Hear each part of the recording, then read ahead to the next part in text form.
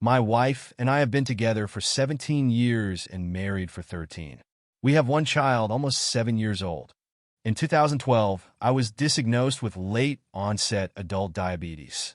I could not have imagined how life-changing this diagnosis would become in my life. For the first few years, it was manageable, but as I was informed, this disease progressively gets worse and became very difficult to manage through medication alone. I was diagnosed as type 1.5, neither type 1 or type 2. In 2016, I started to have to make major life changes like no longer drinking beer or eating lots of the foods I loved. I found it to be devastating and began a downward spiral into depression. At the same time, my wife decided that she wanted more companionship and to start playing music. We are both musicians. I felt secure in our relationship and said it was okay for her to spend time with her ex-boyfriend for those reasons. Oh, how I regret that decision. After our child was born in late 2017, our relationship became very strained due to my wife having postpartum depression and then in 2020 the death of her father and the pandemic. I had resorted to smoking marijuana at this point because I couldn't have alcohol and began to use it to relieve my stress and anxiety. My wife had never cared about smoking MJ before, but now wanted me to stop because it was becoming too frequent. She was right, but I couldn't stop and felt like she was controlling me. At this time, I felt upset deep inside at her relationship with her ex, which had grown to a best friend status, but I was using MJ to keep my feelings suppressed. Then in 2022 to 2023, they started spending pretty much all their time together. So much that people in my daughter's school thought that he was my child's father. My depression had gotten even worse, and I started therapy in late 2021 mostly because I couldn't talk to my wife. My efforts paid off, and I started to come out of the depression, but my wife was now taking private vacations with the guy, going to concerts and dinners with the guy and not spending any time with me.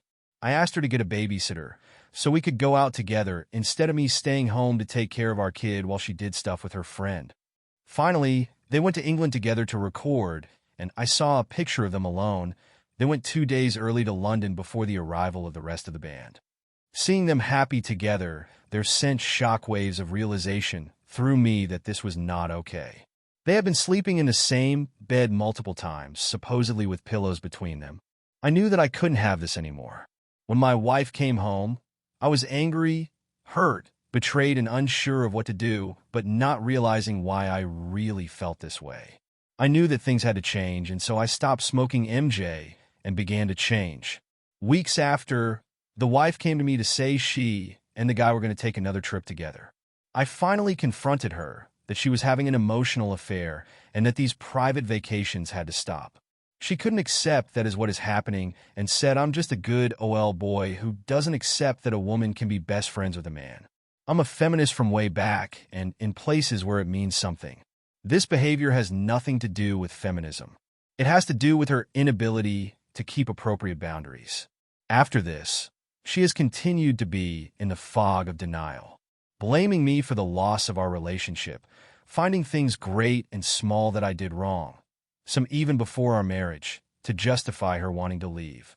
In June, with help from her mom, she finally moved out, and since then we have been separated. I have shared custody of our daughter 50-50, and that has been very hard as a little kid needs their mom. My wife still has most of her belongings in our shared home where I am living. She has never filed a change of address, so I am still getting her mail. She is not working towards divorce, and we have stopped couples counseling after trying 2 therapists. The last one was abusive to me and would not even try to get her to discuss her affair. She wanted to blame it on problems in our marriage, which is probably partly true.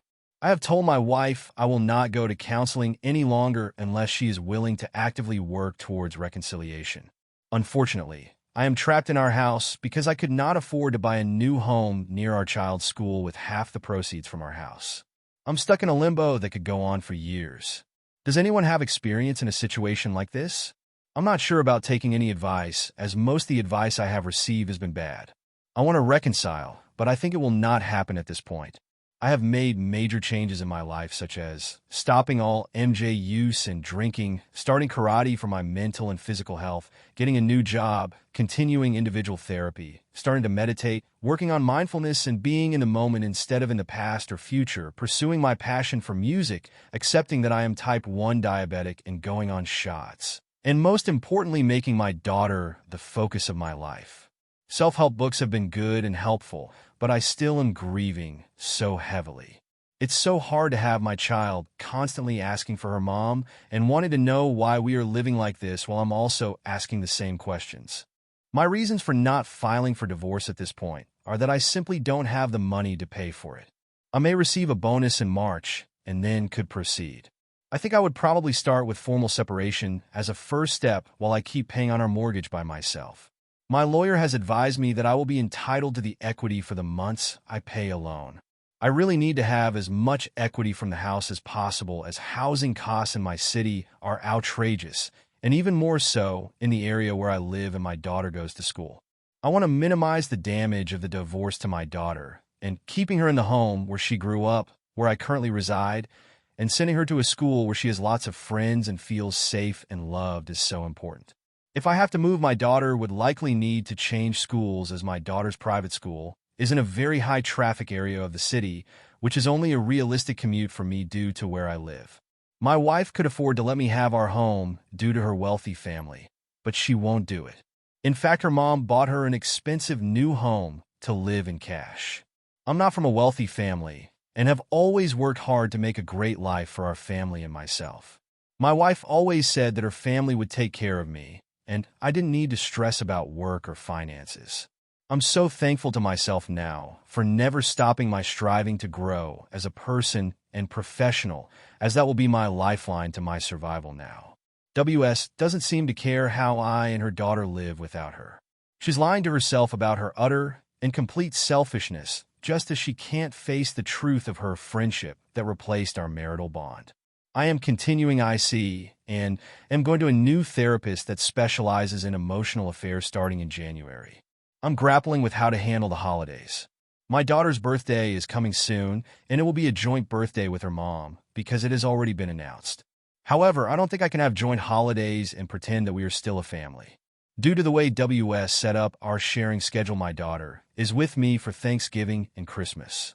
I had planned to let these be shared jointly, but now I don't think I can manage that emotionally. I'm not sure how to arrange it, and have been considering step 6 in the intro article on this site that says, time to show your partner the reality of the situation and what they will be missing without you in their life.